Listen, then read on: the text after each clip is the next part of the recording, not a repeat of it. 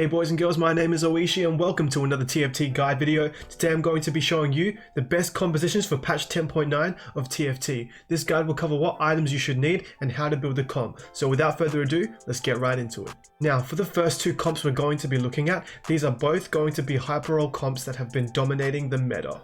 The reason why hyper-role comps are so popular right now is because at every stage of the game, your chances of getting one-cost units have increased ever since patch 10.9 hit. The strategy behind this comp is to not level up at all in the early game, then the stage right after Krogs, you roll really hard to get one-cost units and possibly 3-star them. The units you want to 3-star in this comp is the Jarvan, the Caitlyn, the Xayah, and the Fiora. If you can 3-star anything else, that's good, but it's not necessary. The main items you want on Xayah are Last Whisper and Infinity Edge. This allows her to crit more often and just take down units one at a time really quickly and is so strong on her. After that, you usually want a defensive item, something like GA, Trap Claw, QSS all work really well. For J4, you're going to want to put a ZZ Rot on him because when you 3-star him, he'll create a 3000 health decoy when he dies, which is so good for tanking the enemy unit's attacks. I put Bramble Vest and D-Claw on Shen just because they're such good defensive items right now, but they are not necessary. What you want to focus on is equipping that Xayah with good items and the ZZ Rot on Jarvan. Just another quick note for this build, if you cannot 3-star the Fiora, that's fine. You can then replace her with the Irelia, so that gives you Mana Reaver with the Kassadin as well as the 3 Blade Masters with Xayah, with Shen, and with Irelia. So if you can't get 3-star Fiora, that is fine, just replace her with Irelia. Now for the next composition that has been dominating the 10.9 meta, it is the other reroll comp, which is called Candyland. Your main carries are going to be the Poppy and TF, and you are going to want to 3-star again with the hyper reroll strategy. And the strategy behind this is that you're going to build a bunch of sorcerers, and then every time Poppy ults, she'll gain a massive shield, and then you're going to put tanky items on her as well, so her defensive stats are through the roof, and she'll be unkillable and then slowly kill off the other team one by one. For the items on Poppy, you're going to want a Bramble Vest to stop that AD damage and crits, a Dragon's Claw to stop that magic damage, and on top of that a Rabadon's to make her shield from her ulti even bigger.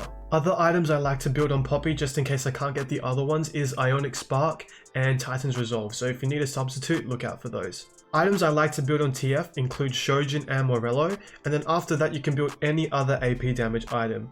Rabadon's, Jeweled Gauntlet, anything that can boost the power of his spell. You are going to want to 3-star Zoe in this comp, and you are going to want to 3-star the Leona, but the Leona is not too important as you can replace her with Wukong, which is even better because that provides your whole team chrono.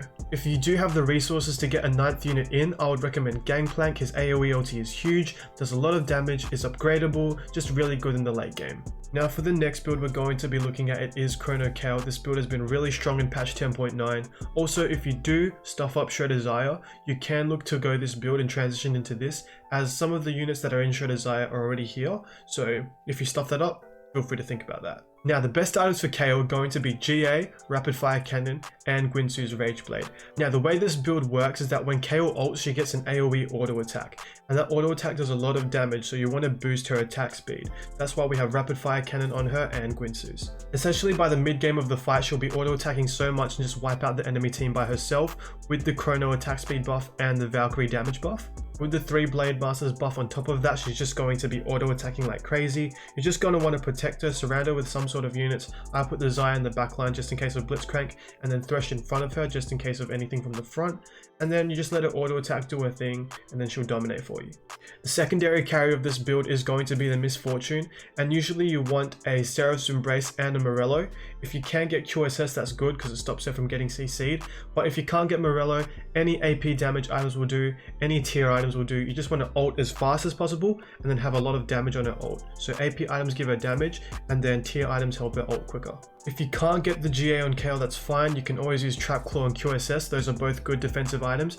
And if you can't get any offensive items such as the Rage Blade and the Rapid Fire Cannon, I would recommend you getting Hand of Justice or Morellonomicon, which is surprisingly good on her despite the fact that she's not a spellcaster. Either of these two items will be fine as replacements. Also, when you have the opportunity to build defensive items, make sure you do that on your front line. You need to make sure that the Kale is protected for as long as possible. So D-Claw for magic damage, Bramble Vest for AD damage, and you should be just fine. Now for the next comp we're going to be looking at, it is for Brawlers, for Blasters. This comp has been dominating the patch.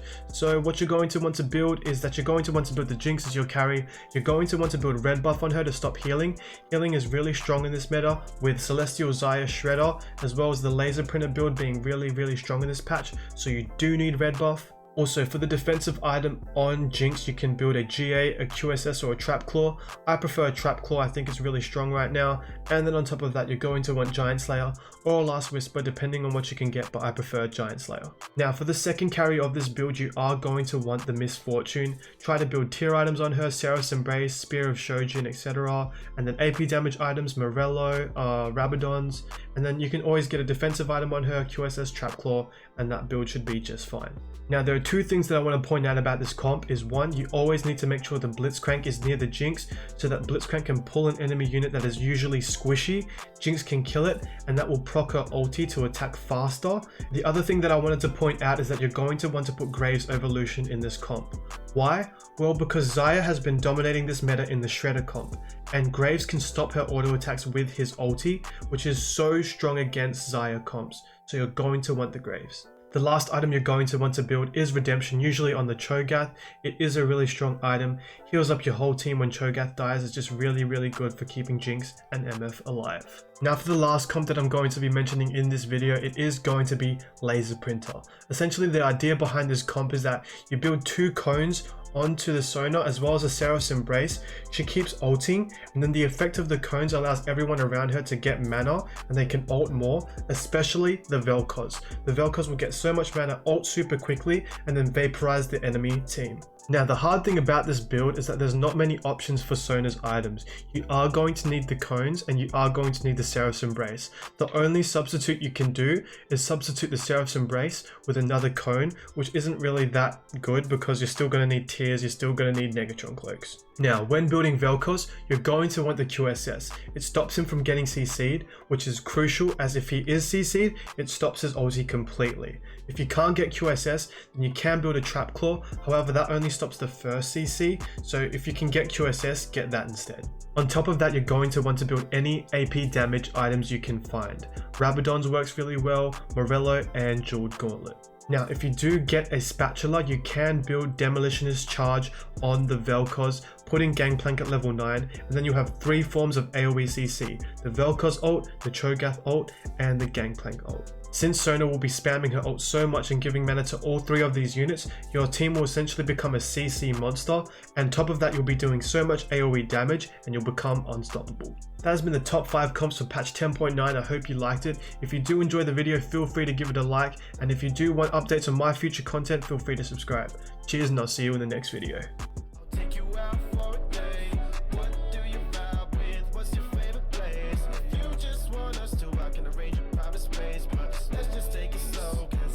Fast pace.